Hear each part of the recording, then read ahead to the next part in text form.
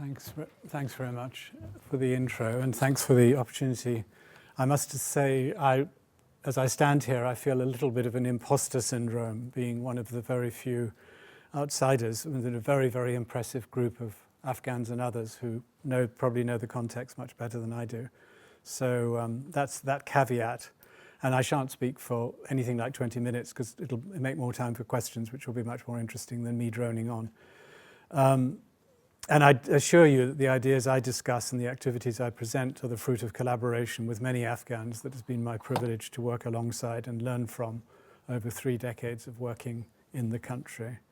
And I emphasize in the country because for me it's actually been quite instructive to hear the diaspora perspective, which, given that I'm largely in the country, even as an outsider, I don't hear so much.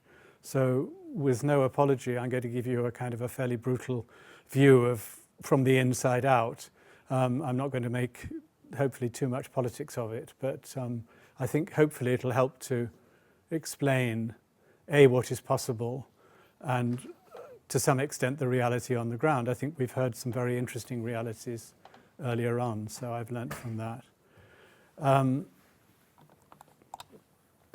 Sorry, just get this system to do its next. No. Oh, there we go, sorry. I'm just got to get the touch.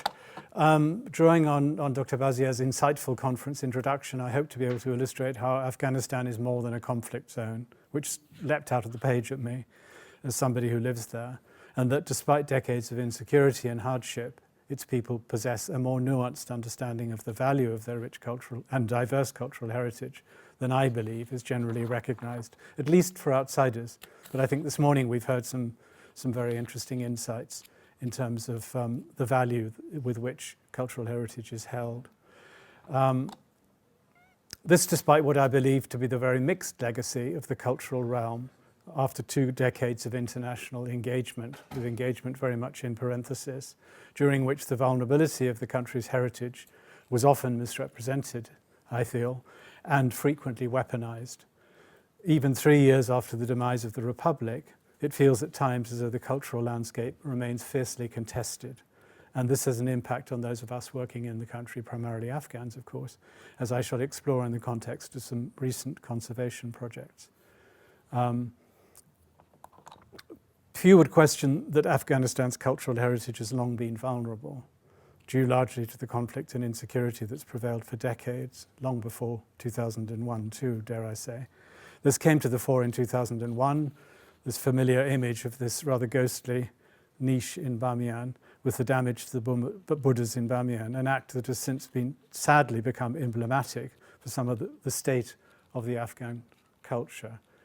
An Afghan friend of mine calls this the Khariji fetish. Essentially, he says, you are so obsessed with Bamiyan Buddhas. He doesn't say, let's move on. He says, he's more pained than I am because it's his heritage. But that word fetish is stuck in my mind quite often, thinking, is this our stuff or is this Afghan stuff? And I think that's something that's sometimes worth remembering in the context of culture. The destruction in Bamiyan led to the safeguarding of cultural heritage being integrated into justifications for the ensuing foreign military campaign, so-called Operation Enduring Freedom, with no sense of irony. This was the first time, as far as I know, that a UN resolution authorizing international military intervention made explicit reference to the safeguarding of cultural property, and it lent a sense of urgency to the cause. As far as I know, the only previous resolution had ever referred to Bosnia, but it didn't justify foreign intervention. It also, however, spawned a narrative of loss that portrayed Afghanistan as a nation zakhmi, or wounded. In the ensuing years, through the ebb and flow of foreign engagement, this wound was effectively weaponized. And I'm not generalizing here, I'm speaking about specific cases, with Afghan culture often portrayed as threatened by, I quote, dark forces.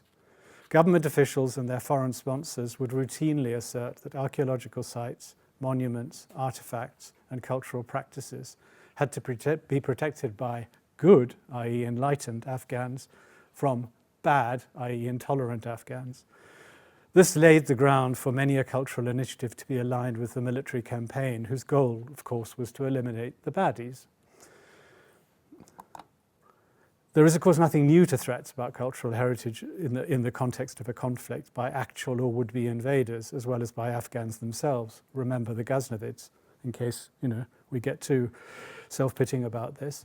There's also nothing new about culture helping to shape concepts of national identity, especially when this strives to project a sense of modernity, as was the case in Afghanistan through much of the 20th century. The authorization in 1922 for French archaeologists to excavate in the country led to a newly discovered Buddhist sites and material being held up by the elite, particularly the royal elite at the time, as evidence of their ancestors' achievements, quite rightly and justifiably. Soon it was not unusual for academic publications, such as the one you see here from the 1950s, to cover Buddhist heritage, which also appeared on banknotes and postage stamps. To some extent, Buddhist heritage became the equivalent of a poster boy, in this case poster women, of the image of Afghanistan. We shouldn't forget that. It's a long process. It's not something that's just happened. This process of assimilation of pre-Islamic heritage was disrupted by the turbulence of the 1980s and 90s, when outside interest in the impact of conflict on culture seemed to wane, despite attempts by many Afghans to assess and draw attention to the damage being wrought. I know that because I was there at the time. This changed dramatically in 2001 with widespread international support for a campaign to head off the threat to the Buddhas at Bamiyan, which I was involved in lobbying for that. Although this advocacy eventually proved fruitless, it contributed to raising the profile of the country's heritage quite justifiably. In hindsight, these efforts feel to me have been somewhat of a mixed blessing in how they subsequently played out. Allow me to explain the reasons for what might be considered a heresy. The attention was good, but sometimes it played out in you dare not be careful what you wish for.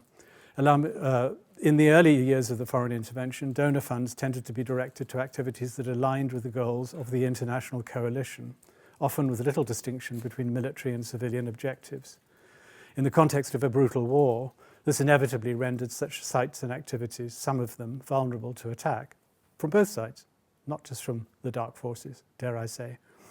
What is more, the condition of monuments that had long been crumbling due to neglect and lack of investment, or their isolation, in this case of the minaret of Jam, was routinely blamed by officials on the same dark forces.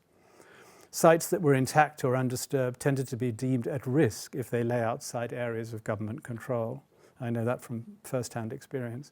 With proposals for surveys, which we offered to make, to ground truth information, usually judged not to be feasible, even in cases such as Jam, where there were assurances of support and security from local communities for decades. And the community there is very protective of this beautiful building, lest we forget. It's isolated, but it's also isolated in our minds because we've projected all sorts of stuff onto the minaret of Jam, for better or for worse. This tendency to deny or ignore inconvenient truths also prevailed in the National Museum of Afghanistan. Most of you will know the sad story of that was rocketed and looted by Mujahideen fighters, despite photographic evidence and records of our negotiations with warlords. And if I'm allowed to say, I negotiated with Ustad Mazari, who was in charge of Hizb Wahadat, who was in control of the museum at the time, lest we forget. It wasn't necessarily Hekmatyar and some of the others. The official line after 2002 was that Taliban, who didn't even exist as a fighting force in the early 1990s, were responsible and continue to be responsible. As a result, there is now a trail of misinformation that's very, very difficult to refute. More importantly, none of the Afghans who masterminded this destruction, some of whom went on to become senior politicians in Kabul, at least until 2021, have acknowledged their role or been held responsible for the loss and destruction. It took place at the hands of Afghans. Whatever you say about the sort of the line of sail that went to Sotheby's and Christie's and Washington and Bonn, at the end of the day, this stuff was nicked by Afghans themselves. We recorded quite a lot of it.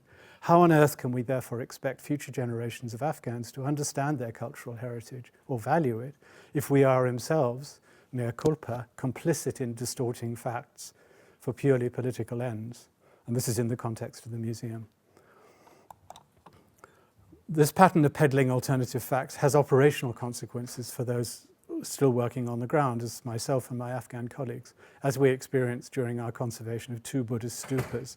This one is in Topdara in Parwan province, which started in 2016 and was handed over in 2018, and at Shewaki, east of Kabul, which I'll come to, from 2020. So we carried on working on Buddhist sites through the interregnum of 2021-22. This is where they're located. Probably some of you will know the site, but you can see Shewaki just to the southeast of Kabul, and then Topdara up near Charikar, near the top of this image. Rather than dealing with the technical aspects of the conservation, which are described in online publications, I can give you details of that. I shall briefly outline some of the impressions gained during the work in the field that bear out the themes of this conference, namely the continuity and persistence of culture within Afghan society. Given the controversy that swirled, I've missed a slide. Given the controversy that swirled around the issue of Buddhist heritage, we were initially quite apprehensive in 2016 about the reaction from local communities to our proposed interventions, given that both sites were officially classified as at risk. Once work began on site, however, it was possible over time to explore with villagers. This is one of the elders we dealt with in Topdara, near Charikar, the villagers made up the bulk of the workforce, what these monuments might mean to them. That was a little bit my job, because everyone else was involved in the technical work. While the stupas clearly no longer hold any religious significance, they seem to have somehow been assimilated into a mental map of the villages, of their landscape, and are a source of great pride and curiosity locally. Sorry, I've got my slides a bit upside down. Without the support of communities and local and central authorities, such work would not of course be possible. In the context of international sanctions and economic hardship, the generation of employment, this is the labour force around the Shewaki stupa just before we handed it over. You can see just how many, each of those people has a family or 2 or 3 families back at home, and they're all local. It's quite significant in terms of the humanitarian response post-2021. Even if only for the duration of the project, the generation of employment was absolutely crucial for such a rural community. Conversations with visitors to the sites during these projects and since handover indicate a rather nuanced understanding of the intrinsic value of such monuments that are respected as part of a shared heritage, even amongst those who know very little about the history of early Buddhism. Why would they? Half of them haven't gone to school, or quite a proportion of them haven't gone to school.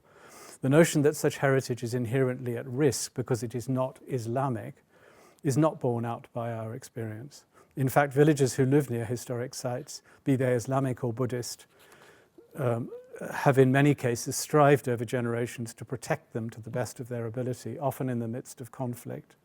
While foreigners like myself might be able to provide technical support to help raise funds, it's ordinary Afghans across the country who are the actual custodians of their heritage. And I say that as a conservation architect who works with the context of quite a lot of foreign experts. Sometimes I just want to say to somebody, in your box, this isn't yours. Listen, even if somebody's saying something like disagreeing with you, just hold on. Expertise is not needed here. What's needed here is sensitivity and a good ear. Even if they may not have access to material that sheds light on the history of a site, such as this Buddhist stupa, this is Topdara after conservation, some villagers have an understanding that's arguably as valuable as that of any expert. In conclusion, my slides are a bit all over the place.